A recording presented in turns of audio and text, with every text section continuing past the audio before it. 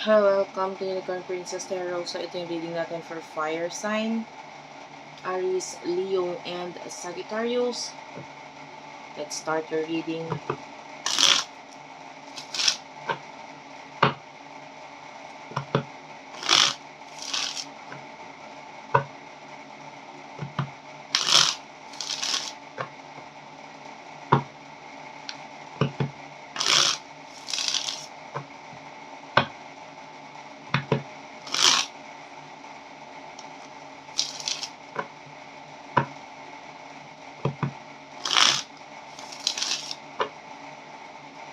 Fire sign. The Hermit, Queen of Pentacles, and the Queen of Swords. Kunin na rin natin yung sa person na nakakonect ko fire sign. Okay. Knight of Pentacles. Three of Wands and the Two of Pentacles. Bottom of the deck is a Page of Pentacles. Okay. The Hermit. The Queen of Pentacles, the Queen of Swords. Excuse me. Fire sign, I feel like you are a person na hindi babastahin, ano. You could be someone na nasa high status or meron kang, you belong dito sa mga, yung iba could be elite pa nga eh. Or, could be working in a government. Kung hindi man government official, could be someone, a business person. Basta mataas na tao. And the Hermit is here. So ngayon, alam mo na kung paano lagyan ng boundaries yung sarili mo, circle of friends mo, people na, yung circle mo, alam mo kung alin lang o sino lang yung mga taong dapat maging parte ng buhay mo. Kasi yung iba, hindi naman basta-basta ka pwede magpapasok na ng tao sa buhay mo dahil yung iba, you are a known person or marami ang, marami ang tumitingala sa'yo. Meron kang hinahawakang pangalan ngayon. Hindi mo basta-basta pwedeng sirain. The Hermit, Three of Wands, Aries, Leo, Sagittarius energy. Someone nakakonect mo is a person na pwedeng malayo sa'yo. Could be a traveler or someone who travels a lot. Yung iba hindi man ito malayuan, pwedeng travel, na pwedeng short distance, pwede rin naman yon. Two of Pentacles, okay. Medyo itong taong ito, alam mo, bigat ng feeling niya. Pupunta ako sa energy niya. Sobrang, nakakuha tayo dito ng person na nagkakaroon siya ng mga bad choices in life. Okay. Maybe someone who is very immature kung mag-isip. Ngayon, nagkakaroon siya ng mga problema eh. Stress siya. Nakita ko ng person who really value material wealth or money. So, pwedeng you're dealing with a person na may collection, and I don't know, maybe is collection of shoes, bag, pabango, whatever kind of collection. I can see a person na very materialistic. Now, part of kaya siya nag-travel ngayon is para ma-provide ito sa sarili niya. Take only what resonates, guys. Kung hindi ka nakaka-relate, huwag mong pilitin ang sarili mo. Bigay mo sa ibang reading. Hindi ko ito kukunin masyadong marami. So, ano yung emotions ninyo sa isa't isa? Four of Pentacles. The Emperor. Okay, sobrang mo talaga, taas talaga ng estado mo sa buhay eh. Ngayon, you are concentrating on, career, yung money mo, ngayon you're trying to save money. Person ang dami niyang problema, na-stress ako sa kanya ha. Na-stress ako para sa kanya. Ang bigat. Masyado kasi siyang risk taker. Kaya lang yung mga nagiging problema niya sa buhay, it is because masyado siya. Could be someone who is into sugal. And then part of this, pagkawala ng money nito is because sugal na rin. So, with the 9 of Wands, this person is really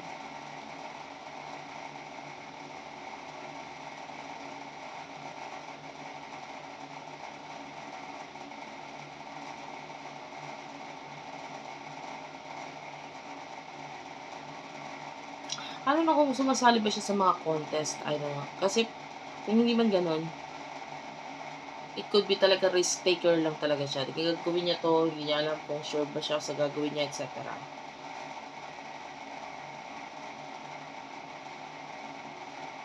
Emotions ninyo sa isa't isa, ngayon focus mo kasi sa sarili mo. The same as this person, focus niya sa sarili niya. And then may iwasan or pagkakalayo, disconnection na nangyayari sa inyong dalawa. Kasi yung focus ninyo, mga kanya-kanya ninyo sarili, mga kanya-kanya ninyo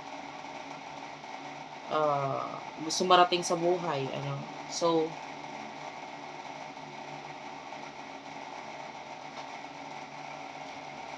gusto niyo ng victory, of course. Sino ba namang ayaw ng ganun? Gusto niyo ng success. Yung iba sa inyo, this could be a new person. So, pwedeng kaya wala pa masyado tayo nakukuha dito sa connection na to kasi yung iba hindi naman sa naghahanap, pero pwedeng wala kang naiisip na connect ngayon. So, yung person na makaka-connect mo pa lang is someone who is traveling a lot, very busy, kind of energy. So, parang ikaw. So, what will happen in the near future for you? You do have here the 6 of Pentacles, the 4 of Cups, and the Page of Cups. Yeah, this could be a new person. Ito yung person na magpapasaya sa'yo. Could be a new person talaga. Na nakakita tayo ng offer mula sa kanya.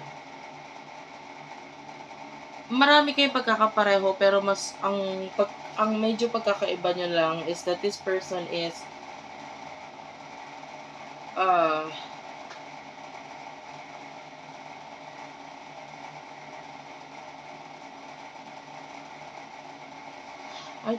I just saw the King of Cups, pero wala siya dito eh. Hindi siya lumatag dito eh. Hindi siya lumabas. Pero yun yung nagpakita sa aking visualization, so I will also read that. Cancer, Scorpio, Pisces energy.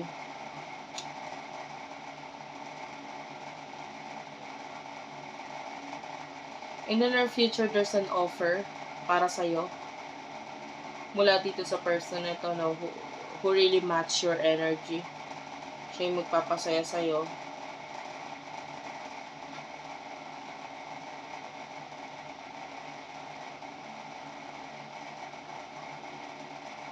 Nandun yung pag-iingat sa'yo eh, na parang, anong taon to, kung dadating siya, kung dadating siya, pero you are ready to cut off anytime na may makita kang hindi maganda dito sa taong to. Well, the 6 of Pentacles, as long as you give this love sa sarili mo, masyado kasi mapagbigay. Lalo na sa iba sa inyo sa mga previous relationship mo, ikaw yung bigay ng bigay, especially material na usapin. So, with the 4 of Cups, you deserve love. Alam mo yon. Yung mga previous relationship mo, hindi mo pwedeng ikumpara dito sa person na ito.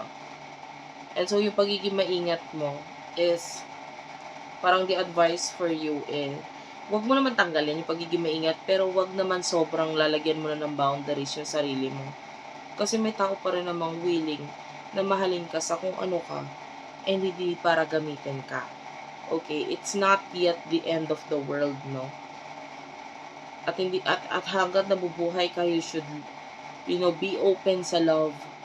Be willing to accept love. Pero wag din naman magmahal ng sobra-sobra to the point na ibinibigay mo kung ano yung para sa'yo na ibibigay mo pa. Yung iba sa inyo, lalo na kung may edad ka na, don't feel like may edad na ako, hindi ko na dapat iniisip pa to or what. The Page of Cups, stay young, at heart. You're still young. Hindi man sa edad, pero pagdating sa pag-ibig, wala namang age yan eh. Diba? So, there's a mature man or woman, LGBTQIA+, whatever your gender is, mayroon nakikita tayong love para sa'yo. Ito yung tao makakapagpasaya sa'yo.